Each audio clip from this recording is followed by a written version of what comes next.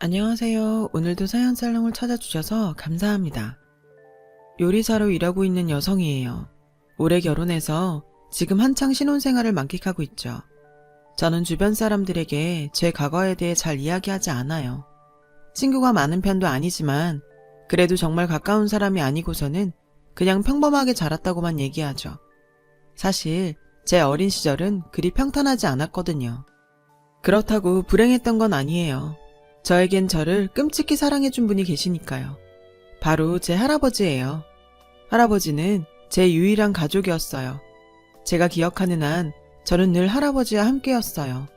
할아버지는 저를 사랑으로 감싸주셨죠. 저에겐 부모가 없었거든요. 소위 말하는 고아였죠. 할아버지는 공사장에서 막노동을 하시며 절 키우셨어요. 나이가 드시고는 폐지도 주워다 팔고 업체에서 야채랑 과일을 받아다 트럭에 싣고 다니며 팔기도 하셨죠. 그래서 저는 아기 때 사진이 없어요. 할아버지께서는 그래도 어린 시절 모습은 남겨놔야 한다시며 6살 이후론 생일 때마다 사진관에 데려가 사진을 찍어주셨어요.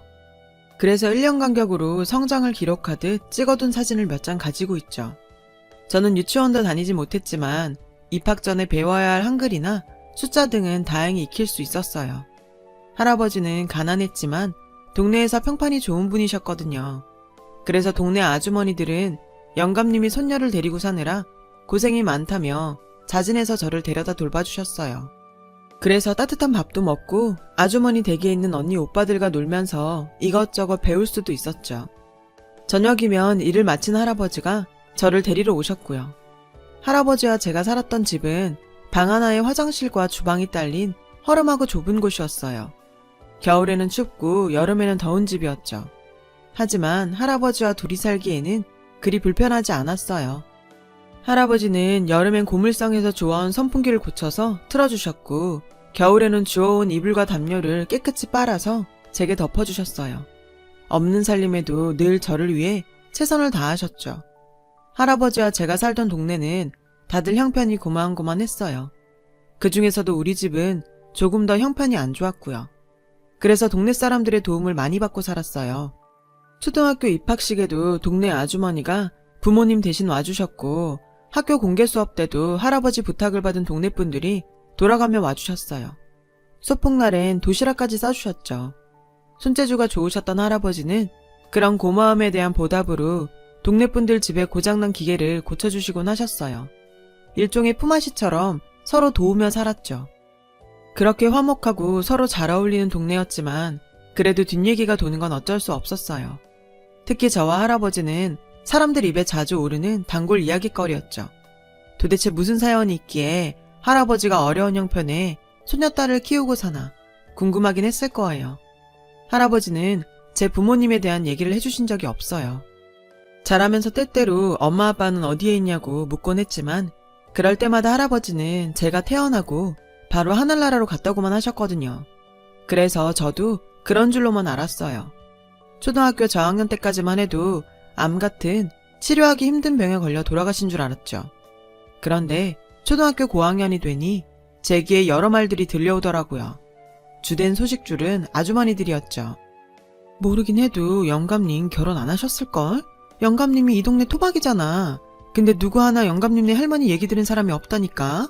없으니까 못 들은 거겠지. 안 그래? 이상했어요. 할아버지는 분명히 엄마 아빠가 아파서 돌아가셨다고 했는데 그렇게 가깝게 지내는 동네 아주머니들조차 제 부모님에 대해 모르다니요. 게다가 제 할머니를 본 적도 없다는 게 당혹스러웠죠. 아주머니들 말씀대로 제가 태어나려면 부모님이 있어야 하고 그러려면 할머니도 있어야 하니까요. 그 말을 듣고 생각해보니 우리 집에는 할머니는 물론 제 부모님으로 추정되는 사진조차 한 장이 없었어요. 저희 집에 있는 작은 앨범 안에는 1년에 한 번씩 사진관에서 찍어주신 제 사진과 동네 사람들이 찍어준 할아버지와 제 사진이 다였거든요.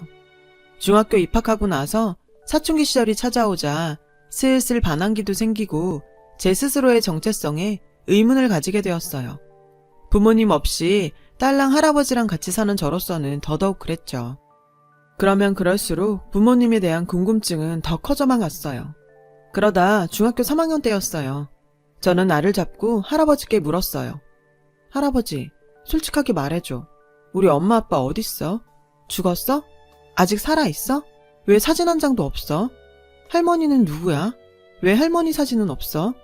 동네 아주머니들이 그러더라. 할아버지는 이 동네에서 오래 살았는데 할머니는 본 적이 없다고. 할아버지, 나한테 거짓말한 거 있어? 마치 범죄자를 취조하듯 추궁했어요. 너무도 절박하게요. 나중엔 감정이 복받쳐 엉엉 울었죠. 할아버지는 그런 절 그저 달래주셨어요. 경이야, 할애비가 너무 미안하다. 그래도 한 가지 약속할 수 있는 건 너는 내 손녀라는 거다. 누가 뭐래도 내 손녀고 내가 세상에서 제일 사랑하는 건 경이 너야. 사실 너희 엄마 아빠는 너를 키울 형편이 안 됐어. 그래서 경이 너를 할아버지 집 앞에 놓고 떠났어. 살아있다면 언젠가 너를 찾아올 거다. 할아버지는 그렇게 말씀하시면서 제게 작은 팔찌를 꺼내 보여주셨어요. 내 엄마 아빠가 남기고 간 거란다. 내가 산부인과 신생아실에서 차고 있던 것 같구나. 그걸 보고 나니 의구심은 어느 정도 줄어들었어요.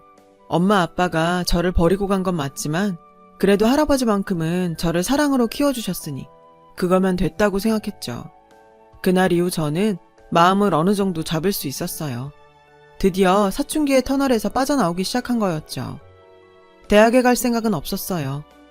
대학에 가기에는 저희 집 형편이 너무 어려웠고 할아버지한테 더 이상 부담드리기 싫었거든요. 그래서 고등학교에 입학하기 전부터 일찌감치 제 진로를 결정해버렸어요.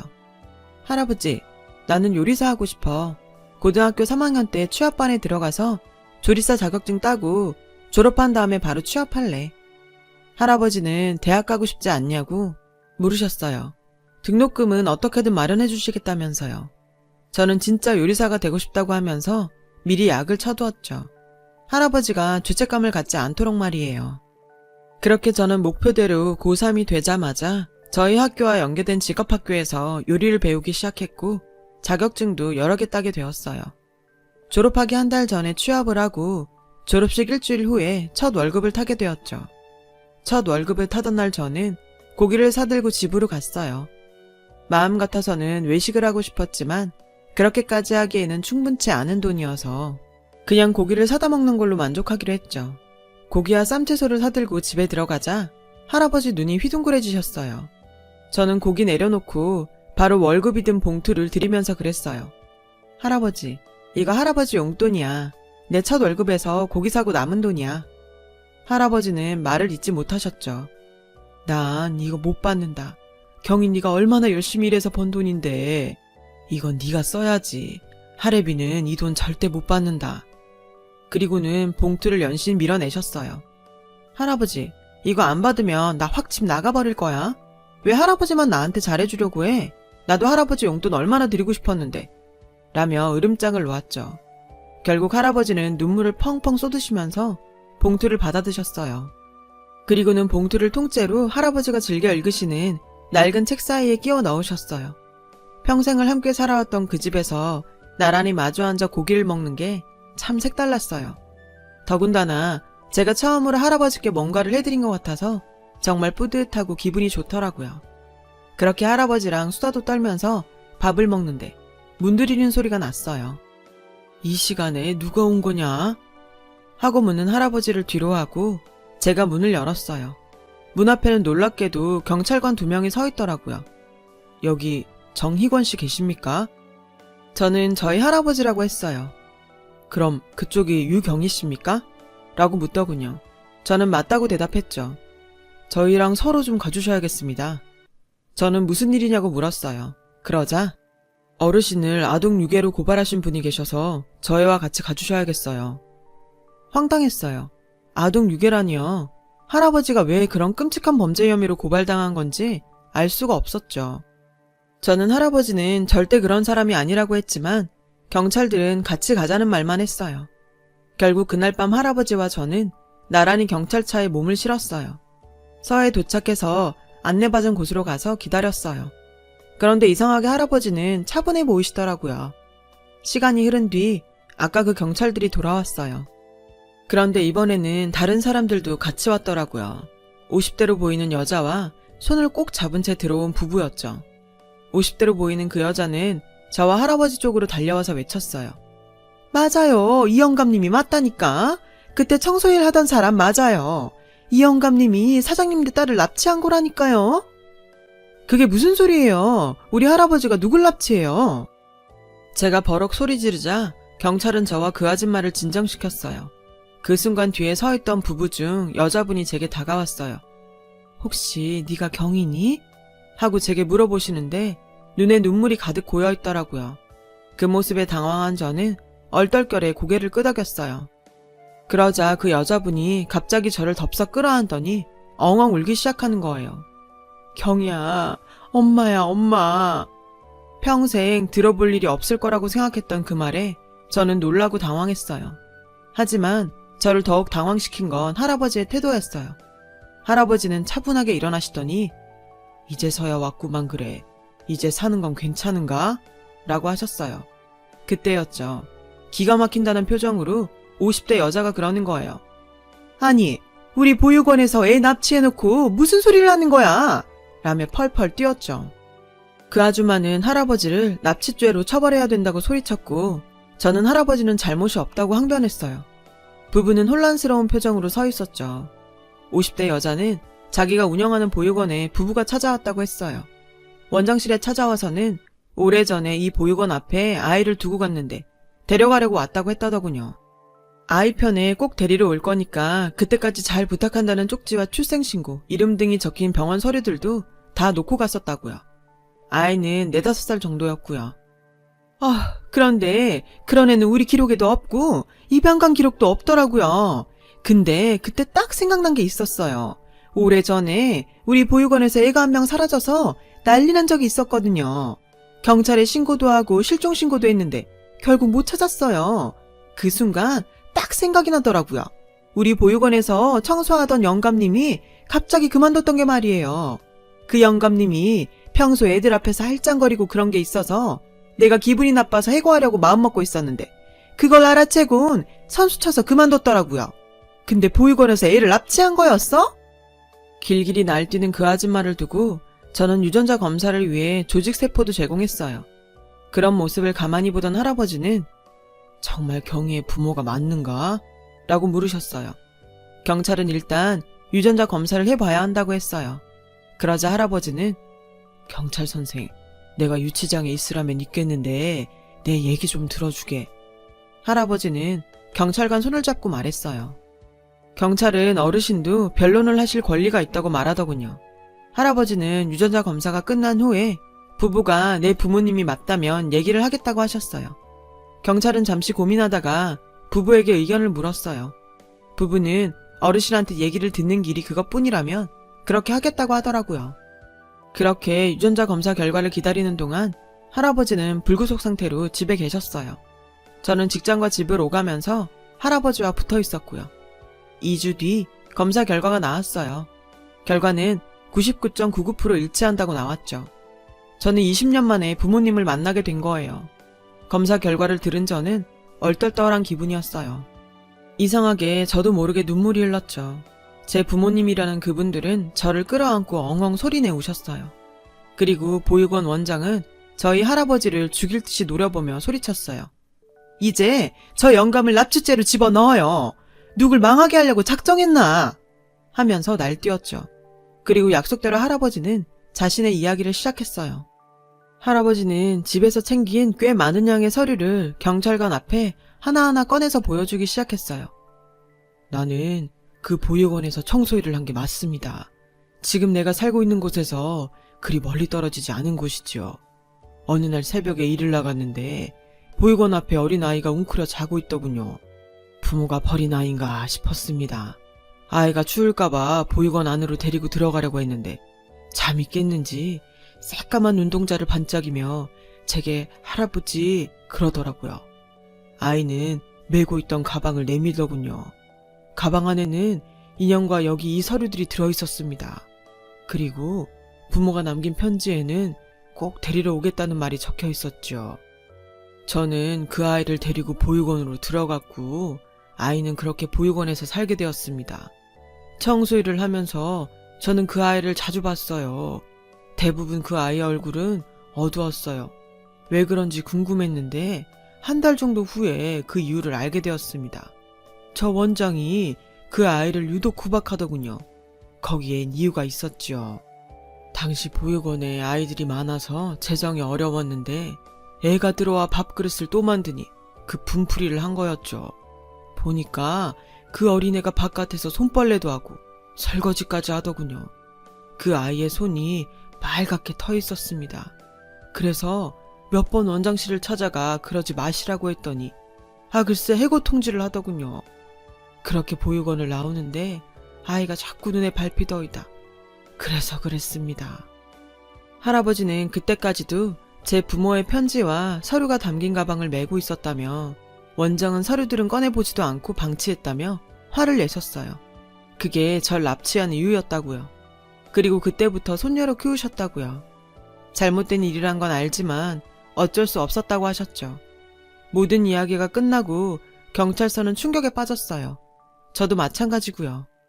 유일하게 그 원장만 기세등등했죠. 아니 저 영감이 미친 소리를 짓거리고 있어. 누굴 엿먹이려고 쇼를 해? 당신 내가 명예훼손으로 고소할 거야. 라며 길길이 날뛰었어요. 경찰은 할아버지가 한 진술에 증거가 있냐고 물었고 할아버지는 자신있게 일어나셨어요.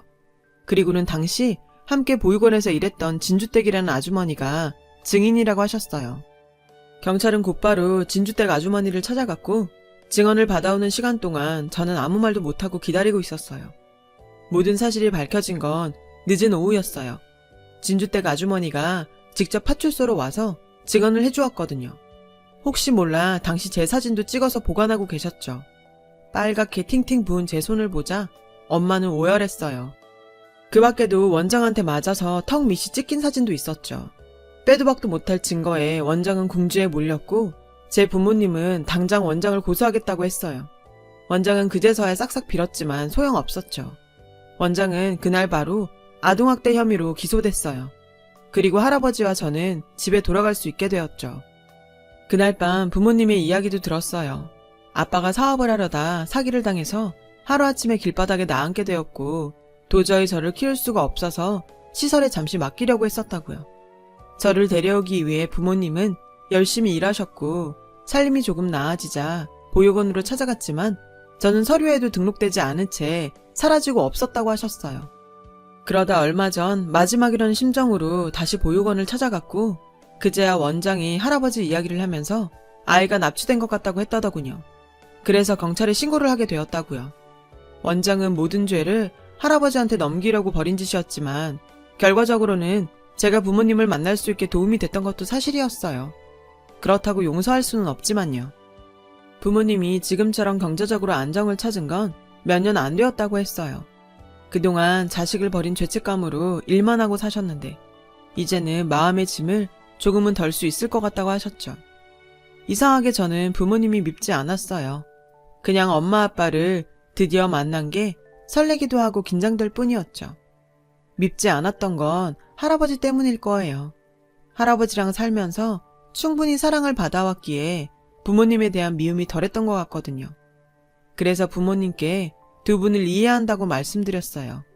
지금이라도 절 찾으러 와주셔서 고맙다고요. 그러자 엄마 아빠는 저를 안고 엉엉 우셨어요. 그리고는 할아버지 앞에 무릎을 꿇으셨어요. 할아버지가 아니었다면 제가 이렇게 잘 자라지 못했을 거라고요. 너무 늦었지만 감사드린다고요. 그리고는 앞으로 할아버지를 모시고 살겠다고 했어요. 할아버지는 한사코 사양을 하셨지만 저희 부모님도 완강하셨죠. 결국 저와 할아버지는 부모님 집으로 들어가 살게 되었어요. 그런데 적응하는 게 쉽지 않더라고요. 아무래도 함께 산 날보다 떨어져 산 시간이 너무 길었으니까요.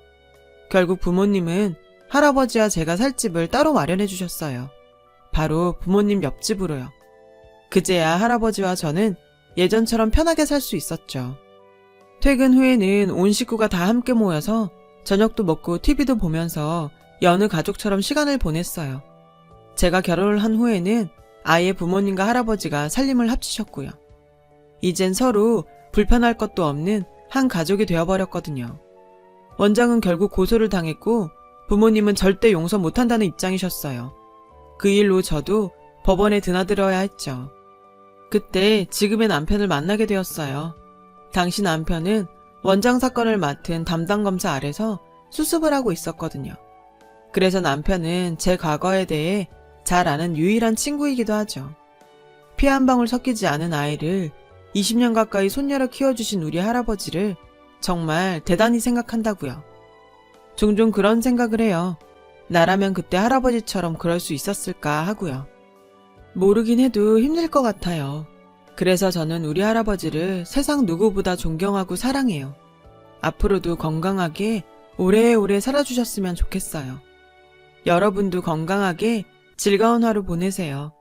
제 사연을 들어주셔서 감사드려요. 여러분, 사연 댓글에 응원과 현명한 조언 부탁드려요. 좋아요와 구독은 저에게 큰 힘이 됩니다. 오늘도 좋은 일 가득하세요.